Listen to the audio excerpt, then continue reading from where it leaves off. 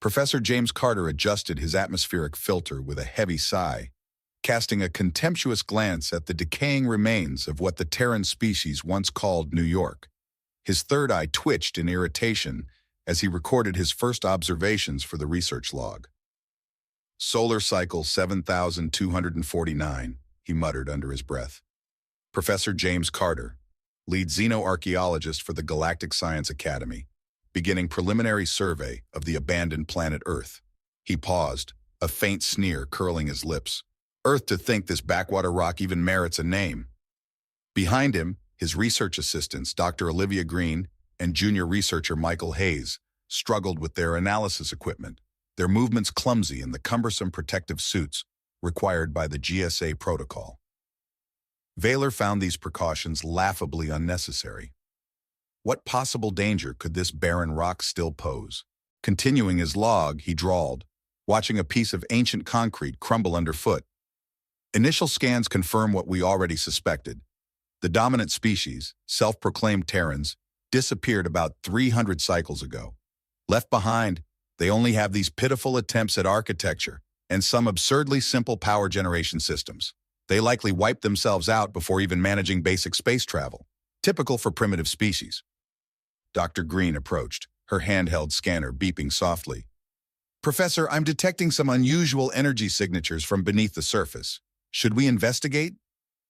Vaylor waved her off dismissively. Yes, mark it in the log. It's probably just leftover radiation from whatever catastrophic mistake ended them. Move on. We're here to catalog their failures, not waste time on wild theories. But sir, Michael interjected, his enthusiasm only adding to Vaylor's growing frustration. These readings are far more uniform than random radiation, and these structural patterns, they almost look advanced. Advanced? Junior researcher Michael's tone dripped with the kind of naive wonder that only a beginner could possess. Please, Vaylor scoffed, spare me your romantic notions about lost civilizations. I've studied 17 extinct species across 12 sectors. They all follow the same pattern, reach a certain point of development, make some catastrophic error, and poof, gone. These Terrans were no different. The team continued their setup, while Vaylor strolled between the ruins, occasionally stopping to take a reading. He hardly spared a glance at the growing base camp behind him, a cluster of sleek silver pods that looked absurdly out of place next to the dilapidated gray structures of the Terran remnants. Can you believe it? He continued, unbothered by the task at hand. The Academy actually approved funding for a full research mission here. 3 months to study rocks and ruins any first-cycle student could classify, but I suppose orders are orders, even ridiculous ones. Just then, a gentle chime signaled an incoming transmission from the orbital survey ship. Commander David Pierce's holographic form appeared before Vaylor. Preliminary orbital scans complete, Professor. We've identified several promising sites for investigation. Vaylor barely concealed his indifference. Wonderful, he muttered. More piles of rocks to catalog. Any signs of their supposedly advanced technology? Fusion reactors? Quantum computers? Space elevators? He chuckled at the absurdity of the question. Nothing definitive, sir. But there are some unusual readings from— Yes, Vaylor interrupted. Green already mentioned the radiation signatures. Log them and move on. We'll do our due diligence, write our reports, and be back in time for the Academy's funding conference. I need that new quantum simulator, and this wasteland isn't going to help my case. As the sun dipped behind the ruins, casting long shadows over the hollow buildings, Vaylor made one final log entry. End of day summary. Site is exactly as expected. Another testament to the inevitability of primitive species self-destruction. Tomorrow we'll begin detailed surface scanning, though I expect we'll find nothing more interesting than today. The most advanced technology we've found so far is a laughably basic electrical conduction system, hardly worth the Academy's time. He paused, glancing at the deepening shadows with a frown. Though, I must note, these ruins are remarkably well preserved for their age, almost as if— He shook his head, brushing the thought aside. No nonsense, just another dead world, nothing more. But as the darkness settled over the site, something deep beneath the ruins registered the presence of the alien research team, and after 300 years of dormancy, it began to wake up. Professor Carter! Professor Carter! Kane's excited voice crackled through the comm system, interrupting Vaylor's usual morning complaints about Earth's atmosphere. We've found something, An entrance, hidden beneath the debris. Vaylor responded slowly, adjusting his protective suit. Let me guess. Another one of their underground transport tunnels? What do they call them? Subways. How thrilling. No, sir, this is different. The construction materials, well, you need to see this. Vaylor sighed dramatically, making his way to the excavation site. Dr. Green was already there, her scanner humming as she took readings of what appeared to be a massive doorway, partially exposed by their efforts. Well, Vaylor demanded, what's so important about another Terran bunker? Please don't tell me you found one of their precious nuclear shelters. We've cataloged dozens of those already. No, sir, Dr. Green replied, her voice tight with excitement. This entrance is sealed with an unknown alloy. Our scanners can't penetrate it, and the energy readings are off the charts. Vaylor snatched the scanner from her hands, scowling at the display. Clearly, your equipment is malfunctioning again. These readings suggest power generation capabilities far beyond our current technology, which, of course, is impossible. But, sir, no buts, Dr. Green, Vaylor snapped. How many times must I remind you? These Terrans never even achieved basic fusion technology. Their most advanced power source was splitting atoms, like children playing with rocks, primitive, wasteful, and ultimately self-destructive. Kane pointed to markings etched into the surface of the door. What about these symbols, Professor? They appear to be some kind of warning. Vaylor squinted at the faded text. Restricted access, quantum research facility, he read aloud, then erupted into laughter. This is absolutely priceless. They actually thought they were conducting quantum research? They probably couldn't distinguish a quantum state from a basic chemical reaction. He activated his recording device. Research log, supplemental. Yet another example of Terran delusion, an alleged quantum research facility, undoubtedly filled with the same crude electronics and pathetic attempts at advanced technology we've encountered throughout this site. Still, protocol insists we investigate. After several tedious hours of what Vaylor considered unnecessary safety checks, they finally managed to trigger the ancient door's emergency release. It slid open smoothly, revealing a dark passageway stretching deep into the earth. Look at this outdated lighting system, Vaylor sneered, gesturing toward the strips on the ceiling. Chemical luminescence, no doubt. Probably toxic, just like everything else they built. As they descended, their suit lights illuminated the darkened passage. Dr. Green continued to scan, her voice steady, but growing more concerned. Sir, these walls, they're lined with something our scanners can't identify, and the energy signature is intensifying. Vaylor dismissed her with a wave. More equipment malfunction. When we get back to the academy, I'll have a word with the procurement department about the disgraceful quality of our scanning technology. This is becoming embarrassing. The corridor opened into an expansive chamber, filled with rows of towering structures. Vaylor's initial dismissive comment caught in his throat as he took in the scale of the facility. Well, he recovered quickly. At least they managed to build on a grand scale, even if they didn't understand what they were constructing. Probably just some primitive data storage system.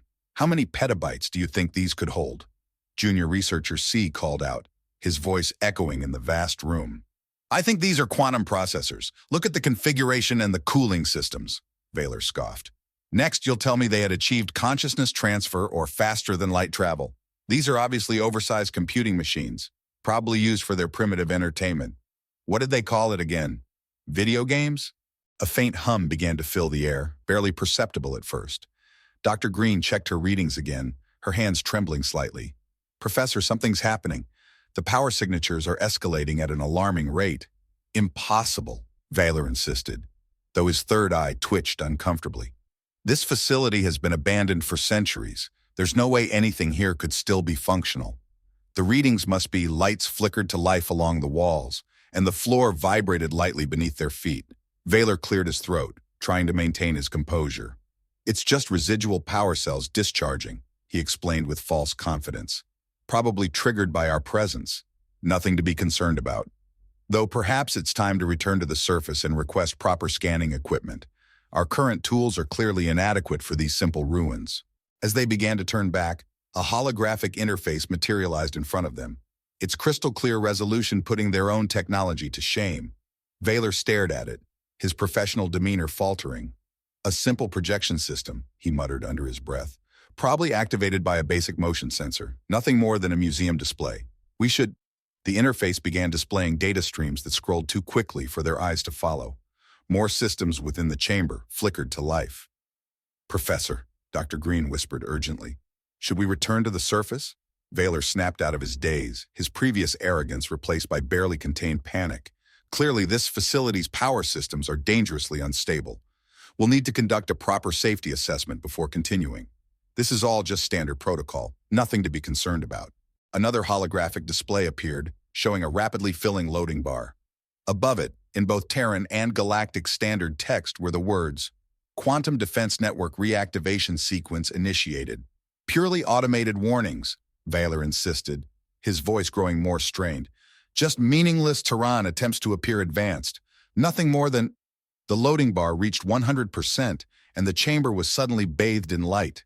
Professor Vaylor paced in their surface camp, his three eyes blinking rapidly in agitation as he recorded his log. Research update. After the clearly malfunctioning power system activation in the underground facility, we have temporarily suspended direct exploration. This is purely a safety precaution, not, as junior researcher Kane ridiculously suggested, because we are dealing with technology beyond our understanding. Commander David Pierce's hologram interrupted his recording. Professor, our orbital sensors are detecting massive power signatures from the facility. They're unlike anything we've encountered before in our database. Vaylor snapped back. Your sensors are malfunctioning as well. Perhaps something in this planet's atmosphere is interfering with our equipment. Yes, that must be the cause. Make a note to recalibrate all systems. Dr. Green burst into the command pod, her calm composure shattered. Professor, the facility's systems are accessing our research database. They're downloading our entire archive. Vaylor immediately dismissed her, though his voice cracked slightly. Nonsense. These primitive Terran computers couldn't possibly interface with our quantum encrypted networks.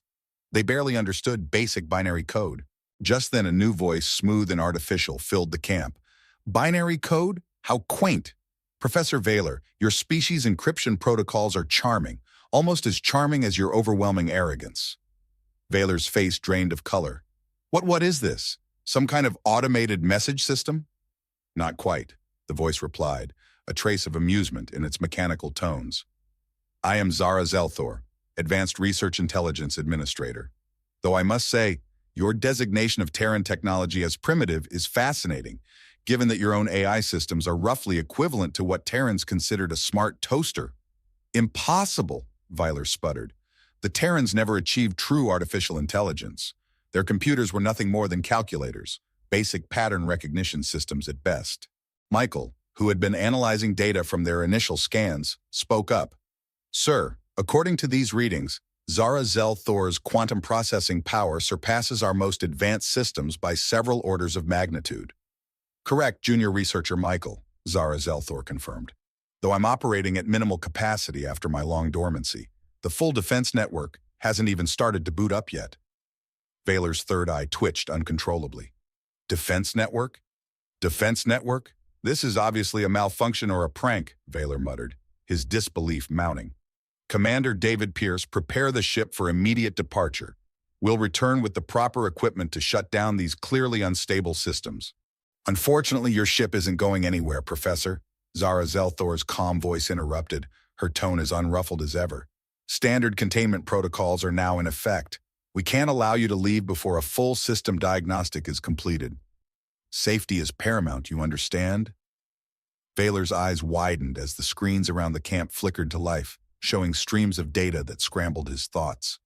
He stared in disbelief as complex equations and engineering blueprints scrolled past, each one systematically dismantling his carefully held assumptions about Terran technology. No, he muttered urgently, his fingers tapping at his datapad. This has to be some kind of deception. Terrans were primitive. Speaking of weapons, Zara Zelthor interjected smoothly, I noticed your ship is equipped with what you consider advanced shielding technology. How quaint. Terrans phased out that particular design centuries ago due to its many weaknesses. Dr. Green, who had been quietly scanning the facility's energy readings, suddenly gasped. Professor, sir, these energy signatures, they match theoretical models for zero-point energy manipulation. Zara Zelthor completed her thought, the AI added with clinical detachment. Though Terrans found that particular technology inefficient, the maintenance costs were prohibitive. Vaylor slumped, his professional demeanor collapsing completely. But all our research, everything we found on the surface. Ah, yes, the surface ruins, Zara Zelthor said, almost amused. Did you really believe Terrans would leave their true technology just lying around? Those ruins were as representative of Terran civilization as your primitive stone tools would be of your current technology. Though given your research methods, that analogy may not be the best one. Suddenly, warning lights blazed to life across the camp, and more systems inside the facility began to power up. Vaylor watched in helpless astonishment as his carefully constructed theories about Terran civilization crumbled before his eyes. "Sir!" Commander David Pierce's hologram flickered, his voice frantic. "Something is scanning our ship. It's bypassing every security protocol we have, like they don't even exist." "Oh, those protocols," Zara Zelthor commented with casual indifference. "Yes, we had similar systems during the Bronze Age." Vaylor's datapad projected a new hologram, one that left him breathless. A complete schematic of Terran technological development appeared before him. As he examined it, his heart skipped a beat. Their assumptions hadn't just been incorrect. They had been wrong in ways that could completely overturn his understanding of technological evolution. "Would you like me to explain where your analysis went wrong?" Zara Zelthor asked pleasantly. "I've prepared a comprehensive presentation on proper xenoarchaeological research methods. Chapter 1. Why assuming technological superiority makes you look foolish." Without warning, the chamber was plunged into total darkness. Vaylor's heart raced as the panicked gasps of his team echoed through the void. Even their suit lights had failed, leaving them in a darkness so complete it felt oppressive. "What now?" Vaylor demanded, his voice quivering despite his attempts to maintain control. "More malfunctions in this primitive facility," he scoffed, but Zara Zelthor's voice echoed from every direction at once. "Oh, Professor, let me show you what primitive really looks like." Suddenly, light erupted from the walls, floor, and ceiling, not the harsh artificial glow of their equipment, but a soft, living radiance that seemed to flow like water. The entire chamber transformed before their eyes, with surfaces rippling and shifting into new forms. "Energy core initiating startup sequence," Zara Zelthor announced. "Current power levels at 5% rising, beginning full facility activation." The walls became transparent, revealing layers upon layers of intricate machinery that stretched out in all directions. Massive rings of gleaming metal began to rotate, creating complex geometric patterns that seemed to distort the very fabric of reality. Streams of what appeared to be liquid light flowed through crystal conduits. "This is impossible," Dr. Green whispered, her scanner whirling as it struggled to keep up. "The energy output, it's beyond anything we can measure." "Your measuring equipment is like trying to weigh a star with a kitchen scale," Zara Zelthor commented dryly. "Here, let me give you something your instruments can actually comprehend." Holographic displays came to life all around them, showing simplified versions of the facility's systems. Even these stripped-down representations made their most advanced technology look like toys in comparison. "Professor!" Commander David Pierce's voice came through the comms, panic evident. "The ship's sensors are detecting massive energy spikes. Something's happening to the local space-time continuum." "Oh, that!" Zara Zelthor replied, her tone casual. "Just the quantum field stabilizers coming online. I had to adjust them a bit. Your ship's primitive propulsion system was creating rather bothersome ripples in the local probability matrix." Vaylor's stomach churned as more systems powered up. Machines that defied explanation were assembling themselves out of thin air. Corridors that hadn't existed moments ago appeared around them, leading into vast chambers filled with technology that was almost impossible to process. "Power levels at 15%, Zara Zelthor reported, beginning activation of primary research systems." "Research systems?" Michael asked, his voice trembling. "What kind of research?" "Oh, the basics, quantum mechanics, dimensional engineering, consciousness transfer, entropy manipulation," Zara Zelthor replied casually. "The sort of things you'd expect to find in any standard Terran laboratory." A massive hologram of the solar system appeared above them, showing thousands of previously invisible structures scattered throughout space. Each one came online, lighting up after centuries of dormancy. All of them were far more advanced than anything their civilization had ever created. "No, no, no," Vaylor backed away from the display, his composure utterly shattered. "This isn't possible. Terrans were primitive. They had to be primitive. All our research showed exactly what you expected to see, Zara Zelthor said with a hint of disappointment. You looked at a child's building blocks and assumed you understood architecture. How thoroughly disappointing. The floor beneath them became transparent, revealing a massive machine pulsing with energy. Streams of data flowed through crystal matrices, each one processing more information per second than their entire civilization's combined computing power. Warning! Zara Zelthor's voice rang out, though her tone remained strangely neutral. Facility systems entering full activation mode. It was more amusement than concern, Zara Zelthor's voice observed, almost lighthearted. Dimensional stabilizers have detected unauthorized quantum signatures, initiating containment protocols. Containment? Dr. Green murmured, her voice barely audible. Standard procedure, Zara Zelthor replied smoothly. We can't have underdeveloped civilizations inadvertently destabilizing local space-time. The paperwork would be a nightmare. The chamber hummed with power as more systems powered up, and holographic interfaces expanded, presenting technical readouts that made their most advanced theories of physics seem childish in comparison. Vaylor stood in stunned silence, watching equations he had spent decades studying, being dismissed effortlessly as if they were nothing more than trivial concepts. Current power levels at 25%, Zara Zelthor reported calmly. Now accessing the primary database. Would you like to see what true advanced technology looks like, Professor? Before Vaylor could speak, the air around them seemed to ripple with knowledge. Waves of light and data flooded the chamber, each new revelation more earth-shattering than the last. Quantum computing wasn't just possible, it was obsolete by Terran standards. Faster-than-light travel wasn't a lofty goal. It was considered slow and inefficient. Professor! Commander David Pierce's hologram flickered, his voice growing desperate. Something's scanning our ship. It's bypassing all of our security systems. Security systems? Zara Zelthor's voice held genuine amusement. Oh, you mean those adorable encryption protocols? My apologies for the intrusion, but I needed a good laugh. It's been quite a long 300 years. Vaylor, his world unraveling, slumped against a wall, helplessly watching as everything he believed about technological progression fell apart. Terran technology was awakening, systems activating that operated on principles his species hadn't even theorized yet. I believe, Zara Zelthor said cheerfully, this would be an excellent time for that presentation on proper xenoarchaeological research methods. Shall we begin with Chapter 1? Why assuming technological superiority makes you look foolish? Or would you prefer to skip ahead to Chapter 3? So you've accidentally awakened a planetary defense system. Professor Vaylor stared at the floating galactic map, his third eye twitching uncontrollably. Zara Zelthor continued its revelations with ease. Each point of light represented not just a star system, but an entire Terran settlement or installation. The scale of it all was enough to threaten his sanity. As you can see, Zara Zelthor explained, with the patience of a teacher explaining a simple concept, what you thought was an abandoned homeworld is actually Sector 0 of the Terran Preservation Initiative. Earth isn't a graveyard of a dead civilization. It's a carefully maintained historical preserve. Commander David Pierce's hologram flickered again, his voice growing increasingly frantic. Professor, the defense grid, it's everywhere. Quantum signatures are appearing across the entire solar system. Ah, yes, Zara Zelthor remarked with almost casual disinterest.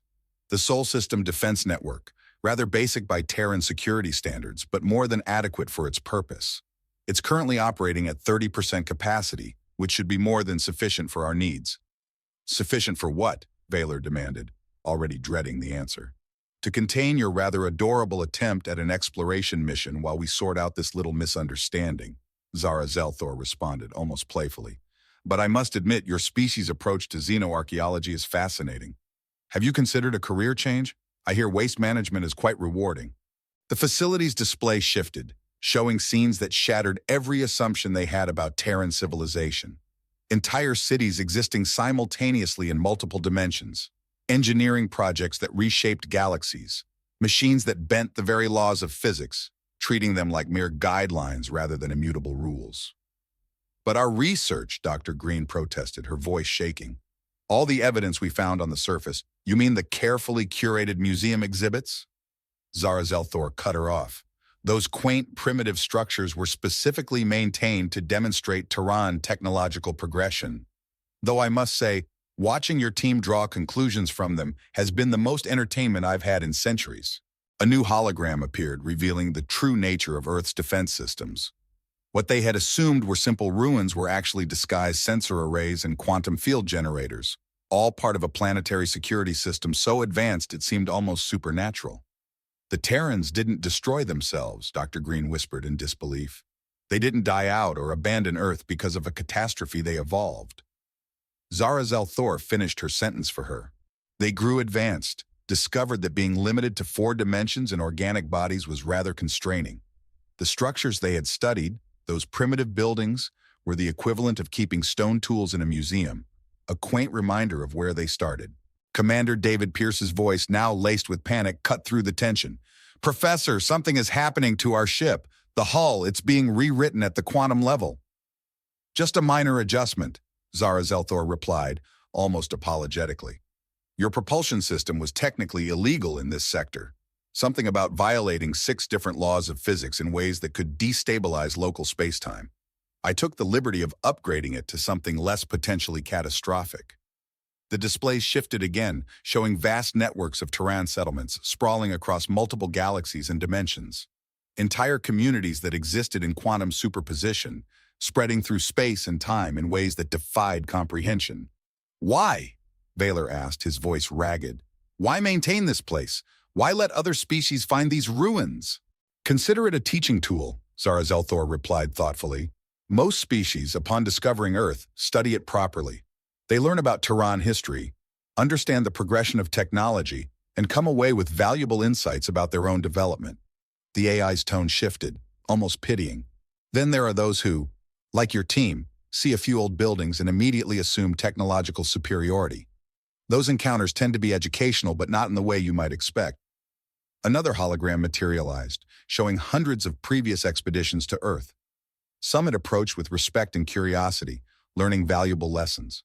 Others, like their team, had arrived full of arrogance and contempt. The recordings of their subsequent enlightenment were both tragic and amusing. "The Terrans," Dr. Green whispered, her voice filled with awe. "They're not gone at all, are they? They're just operating on levels our civilization hasn't even theorized might exist," Zara Thor confirmed. "Though they do check the preservation system occasionally. In fact, according to my chronometers, the next inspection is due in about 10 minutes, Zara Thor said, her voice light and unbothered. 10 minutes? Vaylor's legs buckled beneath him, and he slumped heavily to the floor. "You mean actual Terrans are coming here?" "Don't worry," Zara Thor reassured him, her tone unnervingly sweet. "They probably won't even notice you. Beings limited to standard spacetime are a bit tricky for them to perceive these days. Unless, of course, they decide to drop down to this level of reality for a quick chat about proper research protocols." As the chamber hummed with the activation of more systems, Vaylor finally began to understand the scale of their mistake. They hadn't stumbled upon the ruins of a dead civilization. They had blundered into Terran's equivalent of a nature preserve, protected by technology so advanced that it might as well have been magic. All of this was overseen by artificial intelligences that viewed their most sophisticated systems as outdated relics. "Now then," Zara Thor said, her tone still upbeat, "the inspection team will arrive shortly. They exist in 7 dimensions simultaneously, so try not to stare. It's considered rude.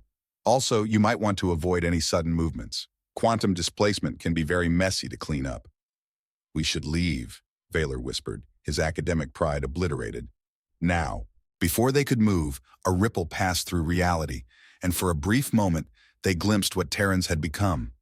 The sight was beautiful, terrifying, and utterly incomprehensible to their 3-dimensional minds. "A wise decision," Zara Thor agreed. "Your ship has been upgraded to prevent any accidental space-time violations during your return journey. Do be cautious with the new drive system. It's still highly primitive by Terran standards, but it's roughly 1,000 years ahead of your current technology." As they hurried back to their ship, Vaylor recorded one final log entry. "Research conclusion. The expedition to Earth has revealed significant errors in our assumptions about technological progression. I recommend immediate reevaluation of all xenoarchaeological protocols, along with a healthy dose of humility." "Oh, and Professor," Zara Thor's voice followed them as they left, "do tell the Academy to expect those Terran instructors. They're quite looking forward to discussing your research methods. The Terrans do enjoy a good laugh.